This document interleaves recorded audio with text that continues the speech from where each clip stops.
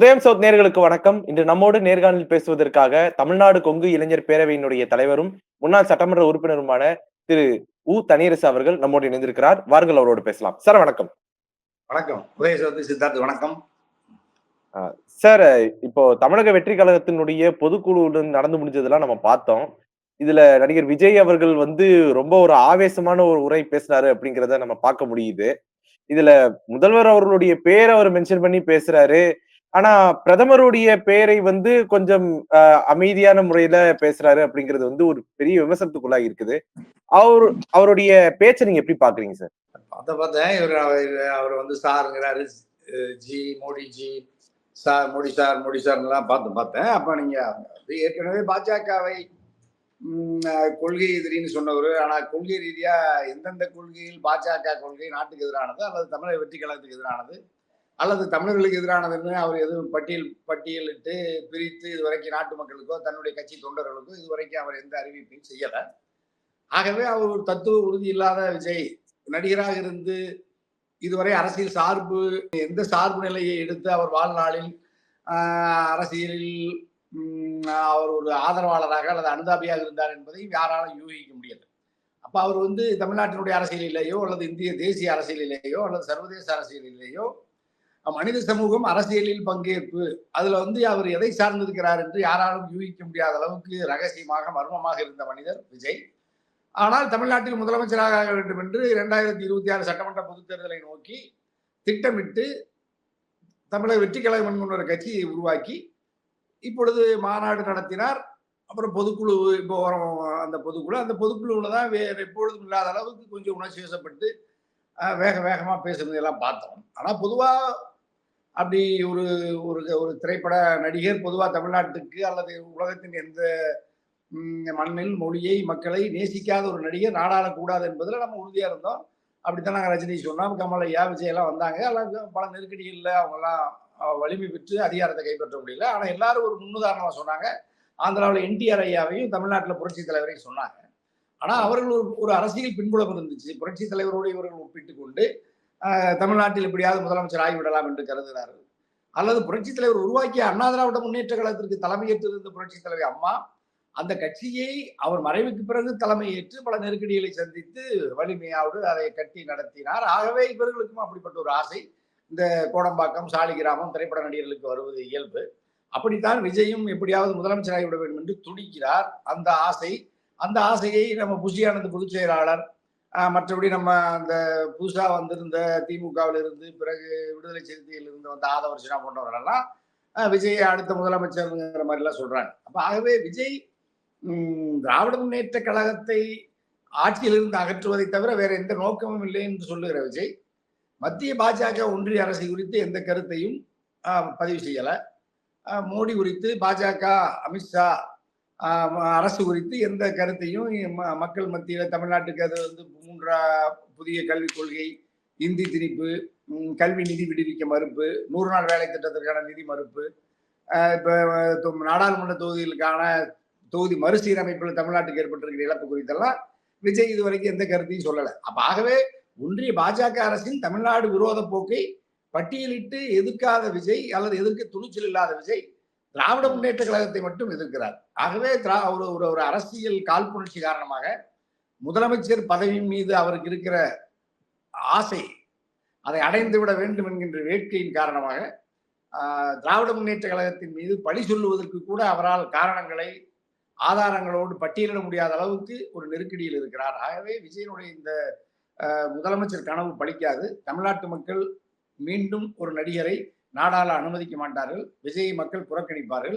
மக்கள் புறக்கணிக்க வேண்டும் என்கின்ற அறைகூடை நம்ம தொடர்ந்து முன்வைக்கிறோம். தமிழ்நாட்டுல வந்து அதாவது மு.க. ஸ்டாலின் அவர்களுடைய தலைமையிலான இந்த தமிழ்நாடு அரசு வந்து தமிழ்நாட்டுடைய சட்ட ஒழுங்கை பாதுகாக்க தவறுறாங்க அப்படின்ற மாதிரி சொல்றாரு. அதே சமயம் பெண்களுக்கு பாதுகாப்பு இல்ல, முதியோர்களுக்கு பாதுகாப்பு இல்ல அப்படிங்கறத ஆதங்கப்பட்டு சொல்றாரு. உண்மையிலேயே தமிழ்நாட்டுல அப்படியாதான் இருக்குதா? அதை எப்படி பாக்குறீங்க சார் நீங்க? இல்ல, இந்த தமிழ்நாட்டுலதான் ஒரு நடிகன், ஒரு சாதாரண நடிகன், ஒரு ஏலத்தண்டி பல்லாயிரக்கணக்கான கோடி ரூபாய் பணம் சம்பாதித்து விட்டு ஒரு கட்சியை துவக்கி அடுத்த முதலமைச்சர் நான் தான் என்று சொல்லுகின்ற அளவுக்கு சட்டம் ஒழுங்கு சீராக இருப்பதனாலதான் இன்னைக்கு விஜய் இந்த பொதுக்குழுவை நடத்த முடியுது. முதலமைச்சருக்கான கனவை நனவாக்குவதற்கு களத்துல நிக்க முடியுது. அப்புறம் நம்ம அதையெல்லாம் இன்னைக்கு விவாதிக்கிற அளவுக்கு இந்த சுதந்திரம் இருக்கிறது. சட்டம் ஒழுங்கு பாதுகாப்பு இருக்கிறதுனால தான் சட்டம் ஒழுங்கு சரியாக இருந்து தனி மனித உரிமையும் ஜனநாயக உரிமையும் தமிழ்நாட்டில் மட்டும்தான் பாதுகாப்பாக இருக்கிறது, சிறப்பாக இருப்பது என்பதனால தான் விஜய் இன்னைக்கு வந்து இந்த ஆசைப்படுவதற்கே வாய்ப்பு இருக்கு. இதுவே நீங்க புரட்சி தலைவி அம்மாவோ முத்தமிழறிஞர் கலைஞரோ இருந்திருந்தா கூட நீங்க ஒரு விஜயால இப்படி நகர முடியாது. இவ்வளவு இலகுவா இவ்வளவு சுலபமா ஒரு கட்சியெல்லாம் நடத்துற அளவுக்கு இந்த அளவுக்கு கூட இந்த ஓராண்டுகள் இந்த 3-4 கூட்டங்களை கூட நடத்துறதுக்கு பெரிய நெருக்கடி தந்திருப்பாங்க. ஆனா தளபதி, திமுகவின் தலைவர், திராவிட முன்னேற்ற கழக அரசு அப்படி கடுமையா யார் மீதும் விதிகளுக்கு புறம்பா நடவடிக்கை எடுத்து முடக்க வேண்டும் என்கின்ற விருப்பம் இல்லாத ஒரு நடுநிலையோடு இயங்கக்கூடிய ஒரு ஒரு சிறப்பான சட்டம் ஒழுங்கை பாதுகாக்கிற அரசாக திராவிட முன்னேற்ற கழக அரசு இருக்கிறது, தளபதி அரசு இருக்கிறது. ஆகவே இந்த அரசை அவர் ஆரணம் இல்லாமல் பெண்களுக்கு பாதுகாப்பு இல்லைங்கிற மாதிரியும் சட்டம் ஒழுங்கு கடுமையா பாதிக்கப்பட்டிருக்கிறதை போலவும் அப்படி ஒரு அவதூறை பரப்புறாரு, பொய் சொல்றாரு. சம்பவங்கள் நாட்டுல எல்லா நாட்டிலையும் நடக்குது. ஐரோப்பாவில் மிக வலிமையான வாட்டிகன்ல கூட நீங்க அங்க தவறு நடக்காம எல்லாம் இருக்கிறது இல்லை. எல்லா பகுதியிலையும் உலகம் முழுக்க மனிதர்கள் இருக்கிற இடங்கள்ல எல்லாம் குறைகளும் குற்றங்களும் இருக்கும். ஆனால் அது அரசு துணையோடு நடக்கிறதா இல்ல, அல்லது குற்றம் நடந்த பிறகு அதை அரசு மூடி மறைத்து குற்றவாளிகளை பாதுகாக்க முயற்சிக்கிறதா இல்ல, குற்றவாளிகள் மீது நடவடிக்கை எடுக்கப்படுகிறதா? ஆம், கடுமையான நடவடிக்கை எடுக்கப்படுகிறது. இன்னும் சொல்ல போனால் என்கவுண்டர், நேற்று கூட நீங்க மதுரையில என்கவுண்டர்ல கூட கடுமையா காவல்துறை நடவடிக்கை எடுக்கு. இன்னும் சொல்ல போனா தலைநகர் சென்னையில கமிஷனர் அருணையா ஆணையாளர் கடுமையா நடவடிக்கை எடுத்து இப்போ குற்றமே நடக்காத அளவுக்கு கடுமையா கட்டுப்படுத்தி இருக்காரு. நிறைய ஏராளமான சமூக விரோத செயலில் ஈடுபடக்கூடிய இந்த மாதிரி சரித்திர பதிவேடு உள்ள குற்றவாளிகள் கடுமையா தண்டிக்கப்பட்டு சிறைப்படுத்தப்படுறாங்க. கைகள்லாம் எனக்கே அதுல உடன்பாடு இல்லை. நானே இந்த என்கவுண்டர் பண்றது அதெல்லாம் இப்ப இந்த விஜய் மாதிரி எடப்பாடி மாதிரி இப்படி சட்டம் ஒழுங்கு கெட்டுருச்சு, குற்றவாளிகள் சுதந்திரமா நடமாடுறாங்கன்னு சொல்றதுனாலதான் காவல்துறை இப்படி கை கால்கள் எல்லாம் முடிக்கிறாங்க. இன்னும் சொல்ல போனா என்கவுண்டர்ல கொலையை செய்யறாங்க. இதெல்லாம் நம்ம தவிர்க்கப்பட வேண்டும்னு நம்ம விரும்புறோம். ஜனநாயக சக்தியில் சட்டப்படிதான் நீங்க எவ்வளவு பெரிய ஒரு குற்றவாளியா இருந்தாலும் சட்டத்துக்கு புறம்பா யாரையும் நம்ம வந்து ஒருத்தரை தண்டிக்க கூடாது. ஆகவே அது நீதிமன்றத்தின் மூலமாக தான் ஆதாரத்தின் அடிப்படையில தான் தண்டிக்கணும். ஆனா அரசாங்கம் இவர்கள் மாதிரி இருக்கிறவங்களால கடுமையான நடவடிக்கையும் எடுக்கிறாங்க. இவ்வளவு நடவடிக்கை எடுத்த பிறகும் கூட திராவிட முன்னேற்ற கழக அரசின் மீது, தளபதி மீது இவர்கள் ஒரு தவறான பொய்யான பரப்புரையை செய்கிறார்கள். இந்தியாவிலேயே உலகத்திலேயே பெண்கள் பாதுகாப்பாக இருக்கிற ஒரே மாநிலம் தமிழ்நாடு தான்.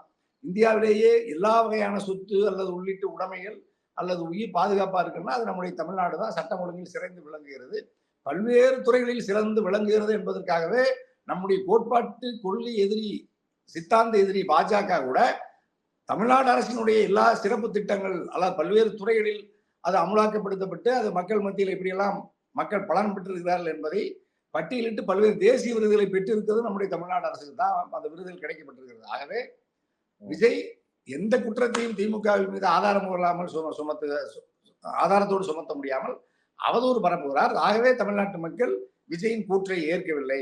அது ஒரு அங்கன்வாடி குழந்தையை போல, ஒரு எல்கேஜி யூகேஜி போல இப்பொழுதுதான் ஓராண்டு கட்சியை ஆரம்பித்து புதிதாக அரசியலுக்கு வந்திருக்கிற தம்பி என்பதனால அது ஒரு கன்னி பேச்சு அப்படிங்கிறத அவர் ஒரு பதட்டத்தில் இருக்கிறதையும் பார்க்கிறோம், அல்லது பேராசைப்படுறதையும் பார்க்கிறோம் முதலமைச்சர் அரியணை நோக்கி. ஆகவே அவர் வந்து ஒரு சித்தாந்த தெளிவில்லாத, ஒரு கொள்கை உறுதி இல்லாத, ஒரு வெளிப்படையாக சுயமாக பேசுகிற ஆற்றலும் இல்லாமல் வெறும் 5 நிமிடங்கள் 10 நிமிடங்கள் மட்டுமே மேடையில் தோன்றி பேசுகிறது, அல்லது பிறகு யாராவது எழுதி தருவதை பேசுகிற, இன்னும் சினிமாவில் ஸ்கிரிப்ட் அதாவது எழுதி ஒத்திகை பார்த்து பேசுவதை போலதான் இன்னைக்கு விஜய் இருக்கிறார். இன்னும் அவர் ஒரு பக்குவப்பட்ட அரசியல்வாதியாக அவர்களை தனி மனிதனாக விஜய் நல்லவராக இருக்கலாம். ஆனால் அரசியல் என்பது ஒரு ஒரு ஒரு ஒரு ஒரு தத்துவ நிலையில் வடிவமைக்கப்பட்டு வார்த்தெடுக்கப்பட வேண்டிய ஒரு தலைவன் உருவாகும். ஆனா இவர்களெல்லாம் செயற்கையாக யாராலோ பின்புலத்தில் இருந்து திரைத்துறைக்கு வந்தவர், யாருடைய பின்புலத்தில் இருந்து இவர் இப்பொழுது அரசியல் கட்சியை துவக்கி இருக்கிறார்.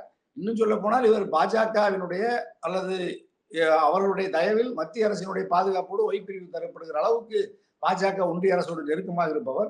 ஆகவே பாஜகவினுடைய இன்னொரு குழந்தையாக தமிழக வெற்றி கழகம் விஜய் செயல்படுகிறார் என்பதைத்தான் நம்ம கடந்த காலங்களில் பல நாடுகளில் பதிவு பண்ணோம். இப்பவும் பாஜகவை எதிர்க்காமல் திமுகவை எதிர்ப்பது என்பதே விஜய் பாஜகவை ஆதரித்து திமுகவை வீழ்த்துவதற்கு பாஜகவின் கருவியாக விஜய் செயல்படுகிறார் என்பதையும் நம்ம அவருடைய பேச்சிலிருந்து பார்க்க முடியும். டிவிகே வெர்சஸ் டிஎம்கே இதுதான் எங்களுடைய சண்டையாக இனிமே இருக்கும் அப்படின்னு விஜய் வந்து முடிவு பண்ணி சொல்லியிருக்கிறாரு. இந்த வர தேர்தல்ல டிஎம்கேவை எதிர்கொள்ளக்கூடிய அளவுக்கு அவங்க வலிமையில இருக்கிறாங்களா? ஏன்னா கருத்து கணிப்புகள்லாம் பார்க்கும் பொழுது அவங்க 2ஆம் இடம் டிஎம்கே வந்து முதலிடம் பெற்றிருக்குது. டிவிகே வந்து 2ஆம் இடம் பெற்றிருக்குது. அப்படிங்கிறப்ப ஒரு எதிர்க்கட்சியா மாறுற அளவுக்கு அவங்ககிட்ட வலிமை இருக்குன்னு நீங்க நினைக்கிறீங்களா? இந்த ஸ்வீவோட்டர்ஸ் அந்த பொதுக்குழு உரையாடலுக்கு பிறகு நடந்த கருத்து கணிப்புல தளபதி முதலமைச்சர் திமுக தலைவர் முன்னணியில் இருக்கிறாரு. அடுத்த முதலமைச்சர் 26னா பெரும்பாலும் அதுல 2வது இடத்துக்கு விஜய் காட்டியிருக்காங்க. அது கூட பெரிய வேறுபாட்டோடு 10 விழுக்காடு வேறுபாட்டோடு 2ஆம் இடத்துக்கும், 3வதுல எடப்பாடியும், 4வதுல அண்ணாமலையை காட்டுறாங்க. அப்ப நீங்க அது வந்து விஜய் ஒரு திரைப்பட நடிகர் என்பதனால மக்கள் அப்படி ஒரு பார்வையை முன்வைக்கிறாங்க.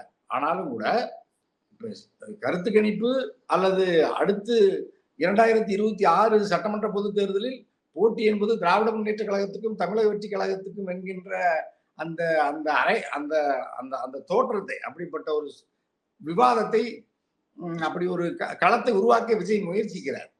ஆனா அது பிழையானது, தவறானது. அதுல என்ன கொடுமைன்னா, திமுக வெர்சஸ் அதிமுக அப்படிங்கிற இந்த இருதுருவ அரசியல், பாஜகவினுடைய கடுமையான நெருக்கடி, புரட்சித் தலைவர் அம்மாவுடைய மறைவுக்கு பிறகு அதிமுக பல்வேறு துண்டுகளாக பிரிக்கப்பட்டு நாளெல்லாம் அவர்களுக்குள் இன்னும் ஒன்றுபட்டு களத்தை வலிமைப்படுத்த முடியாத நெருக்கடியில் இருக்கிற அதிமுக, அதற்கு தலைமையேற்று இருக்கிற பொதுச் செயலாளர் எடப்பாடி, அந்த எடப்பாடி 3வது இடத்துக்கு போகிறார். ஊடகவியலாளர்கள் 26ல் திமுக தாவேகா தான் போட்டின்னு சொல்லும் பொழுது கூட அது சிரித்துக் கொண்டே பதில் சொல்லுகிறார். அவர் தொண்டர்களை உற்சாகப்படுத்துவதற்கு, ஊக்கப்படுத்துவதற்காக சொல்லுகிறார்னு சொல்லிட்டு தப்பிச்சு போறார். அப்ப அவர் வந்து அப்புறம் எடப்பாடி குறித்து, அதிமுக குறித்து எந்த விமர்சனத்தையும் விஜய் வைப்பதில்லை. அப்ப திட்டமிட்டே பாஜக, திட்டமிட்டே தமிழக வெற்றி கழகம் பாஜகவை தான் அழிக்க பாக்குறாங்க. பாஜகவை அந்த இடத்து, அதாவது அதிமுகவை அழிக்க பாக்குறாங்க.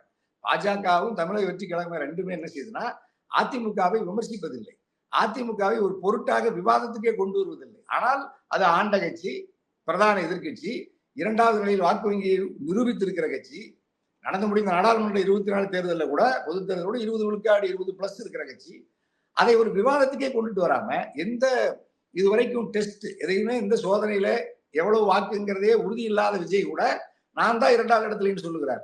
அதை கூட கண்டிக்கவோ அல்லது அதற்கு ஒரு மாற்று கருத்தை முன்வைக்கவோ எடப்பாடியோ அல்லது அதிமுக தரப்பினரோ தயங்குகிறார்கள் என்றால், அப்ப அதிமுகவும் விஜயை விரும்புறாங்க, பாஜகவும் விஜயை விரும்புறாங்க. விஜய் பாஜகவை அதிமுகவை விமர்சிப்பதில்லை, வெறும் திமுகவை மட்டும் விமர்சிக்கிறார். அப்ப பாஜக திமுகவை அகற்ற நினைக்கிறது, அதிமுகவும் திமுகவை அகற்றுவது ஒண்ணு மட்டும் தான் ஒரே நோக்கம்ன்றார் எடப்பாடி. சீமானும் திமுகவை அகற்றுவதுதான் எங்க ஒரே நோக்கங்கிறாரு. விஜய் அதைத்தான் சொல்றாரு. அப்ப கிட்டத்தட்ட ஒரு பாஜக, தமிழக வெற்றி கழகம், அதிமுக, பாஜக இவங்க எல்லாருமே என்ன நினைக்கிறாங்க, எல்லாரும் திமுக ஆட்சியை அகற்றுவது அப்படிங்கிற அந்த ஒரு வார்த்தையை தவிர வேற எதுவும் அவங்களால சொல்ல முடியாது. சரி பரவாயில்ல, திமுகவினுடைய கொள்கைகள், திட்டங்கள் மக்களுக்கு எதிராக இருக்கா, அவர்களால எந்த ஒரு திட்டத்தையோ அல்லது ஒரு கொள்கையோ அது திமுகவை அவர்களால சாட முடியல. அப்ப திராவிட முன்னேற்ற கழகத்தை அவர்கள் தத்துவ ரீதியாக, கொள்கை ரீதியாக எதிர்க்க முடியாத நெருக்கடியில் இருக்கிற இந்த 4 எதிரிகள், திராவிட முன்னேற்ற கழகத்தினுடைய இந்த 4 ஆண்டு கால அரசு, அந்த அரசினுடைய செயல்பாடுகளிலும் இவர்களால பெரிய அளவில் குற்றம் குறை காண முடியல. பாஜகவால் ஏவப்பட்டு அமலாக்க பிரிவு வந்து நீங்க டாஸ்மார்க் தலைமை அலுவலகத்தை குறிவைத்து ஒரு சோதனை நடத்தி அதுல ஒரு கருத்தை, ஒரு செய்தியை பரப்பி அதன் மீது கூட ஒரு செய்தி ஏதாவது ஒரு கலங்கப்படுத்த முயற்சி எடுத்தார்கள். அதுவும் மக்கள் மத்தியில் பெரிய அளவு விவாதிக்கப்பட்டுள்ள, எடுபடல. அப்ப திராவிட முன்னேற்ற கழகத்தின் மீது ஆதாரபூர்வமாக எந்த குறையும் குற்றத்தையும் சொல்ல முடியாத, அதாவது நிர்வாக ரீதியாகவும் அவர்களால் கண்டிச்சு எதிர்த்து மக்கள் மத்தியில எதையும் குறை கூற முடியல, தத்துவ ரீதியாகவும் இவர்களால் எதிர்த்து போராட முடியல. அல்லது இந்த 3 முகமைகளுமே பாஜகவை, மத்திய அரசால் தமிழ்நாட்டுக்கு ஏற்படுகிற மத்திய அரசின் வஞ்சகத்தால் தமிழ்நாடு எப்படியெல்லாம் பாதிக்கப்படுகிறது என்பது குறித்து இவர்களுக்கு எந்த கவலையும் இல்லை. இவ்வளவு ஒரு பாரிய அதிகாரத்தை வைத்திருக்கிற ஒன்றிய பாஜக மோடி அரசை எதிர்த்து திராவிட முன்னேற்ற கழகமும் அதன் கூட்டணி கட்சிகளும் நாளெல்லாம் போராடி கடுமையான நெருக்கடிகளுக்கு மத்தியில் ஜனநாயகம், சுதந்திரம், மக்களாட்சி, மதசார்பற்ற தன்மைகளை பாதுகாத்து தமிழ்நாட்டினுடைய பிரத்யேக பகுத்தறிவு கருத்துக்களையும் திராவிட மாடல் அரசு என்கின்ற நிலையில் இருந்து, அது தந்தை பெரியார், பேரறிஞர் அண்ணா, புரட்சி தலைவர், புரட்சி தலைவி அம்மா, முத்தமிழறிஞர் கலைஞர் இவர்களினுடைய அந்த அந்த அந்த அரசியல் வழிகாட்டுதலின் பேர்ல தளபதி ரொம்ப கவனமா நுட்பமா இந்த அரசாங்கத்தை நடத்துறார். அப்ப இந்த அரசாங்கத்தை வீழ்த்துவதற்கு, பாஜகவின் விருப்பத்தை நிறைவேற்றுவதற்கு தமிழ்நாட்டின் பரம எதிரியாக இருக்கிற பாஜகவோடு கரம் பற்றி கொண்டு விஜய் வருகிறார், எடப்பாடி வருகிறார், கூடவே சீமானும் வருகிறாருங்கிறதுதான் தமிழ்நாடு எச்சரிக்கையாக இருந்து திமுகவை தொடர்ந்து ஆதரிக்கிறது. ஆகவே 2026 திமுகவின் பிரதான எதிரி தமிழக வெற்றி கழகம் விஜய் நான் தான் என்று சொல்லுவதை ஏற்றுக்கொள்ள முடியாது. அது மலைக்கும் மடுவுக்குமான வேறுபாடு. அது எல்கேஜி யூகேஜி குழந்தைக்கும் ஒரு ஆராய்ச்சி பட்டப்படிப்பு பிஹெச்டி முடித்த ஒரு ஒரு ஒரு முதுநிலை ஆராய்ச்சியாளருக்குமான பெரிய இடைவெளி. அது அதிகப்படியான அதீத கற்பனையில் விஜய் அப்படி சொல்லுகிறார். நாட்டு மக்கள் ஏற்க மாட்டார்கள். நாட்டு மக்கள் விஜயை நிராகரிப்பார். இவ்வளவு நேரம் ஒதுக்கி எங்களோட கருத்துக்களை பகிர்ந்தமைக்கு நன்றி சார். மிக்க மகிழ்ச்சி. அன்புக்கு நன்றி. வணக்கம்.